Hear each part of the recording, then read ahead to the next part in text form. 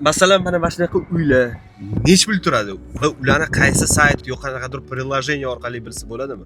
Bo'ladi. Bu приложение nomi Zillow. Bu yoqda uy nech pul narxi, nechinchi yil qurilgan.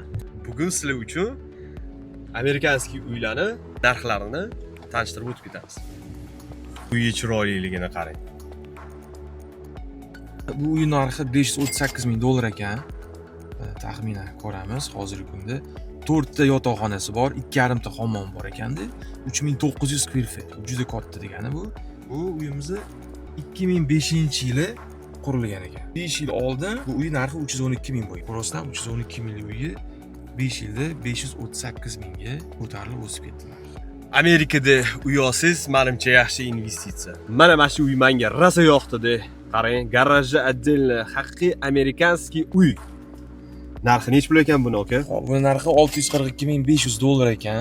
4 ta spalni, 4 ta hammom, tualet, 3200 kvadrat. Endi bitta savol qiynayapti elar. Qanaqa savol aka? Amerikada 650 mingga shunaqa uy olarmidingiz yoki O'zbekistonda 650 mingga qanaqa uy olardingiz? Fikringlarni qoldiringlar.